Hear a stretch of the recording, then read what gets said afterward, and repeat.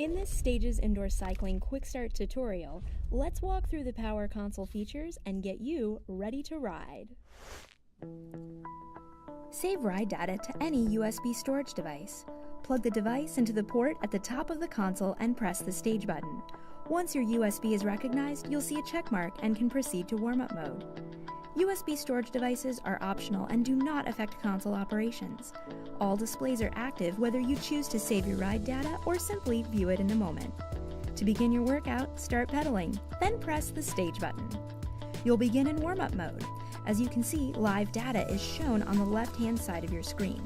This represents the actual work that you are putting into the bike at this moment.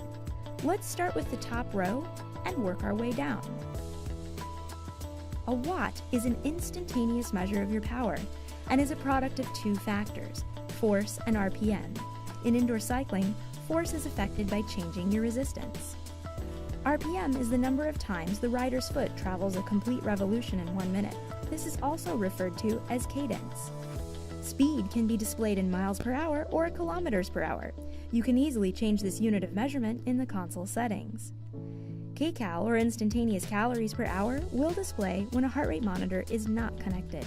This can be changed in the console settings menu. As you can see, in warm-up mode, the timer has not started, and data is not yet being written to your USB device. Let's look at an additional screen option for heart rate monitor display. If you do choose to wear a heart rate monitor, the system will toggle between the live heart rate and calorie per hour. Again, this can be changed in the console settings. To start a new stage, press the stage button. Now data will be written to the USB device, should you choose to use one. Once the stage button is pressed, average information is now shown on the right-hand side of your screen. These are the averages for this particular section of time, also known as a stage. The timer displays elapsed time for the current stage. Distance for the current stage can be viewed in miles or kilometers. Units can easily be changed in the console settings. A stage can last for as long or as short as you choose. You can have up to 99 stored stages. Press the stage button again to start a new stage. Once the stage button is pressed, average data from the previous stage will hold on the right-hand side for 6 seconds. As you can see, we're now in Stage 2.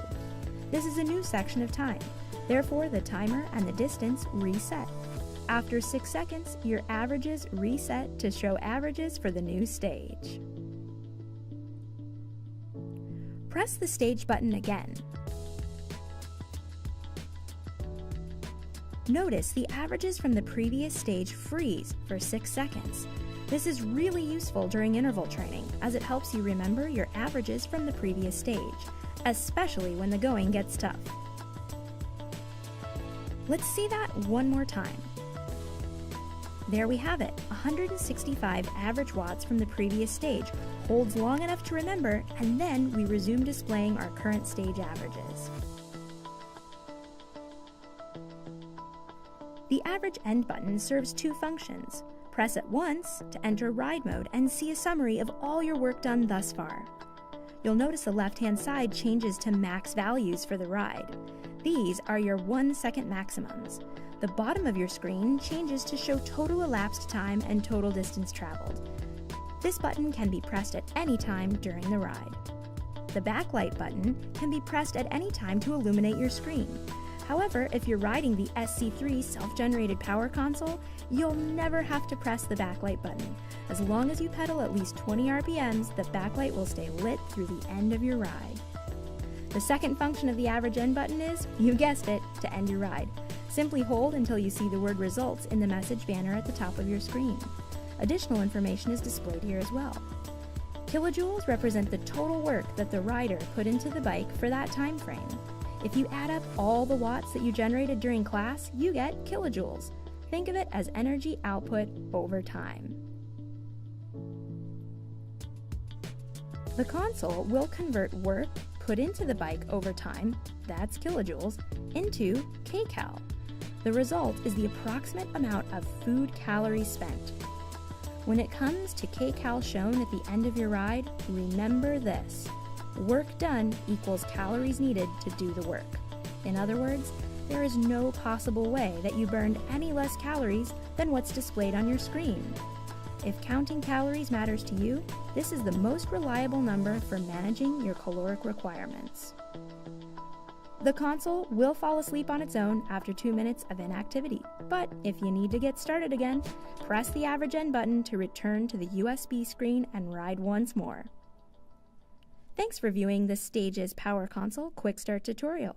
For more information, please visit stagesindoorcycling.com.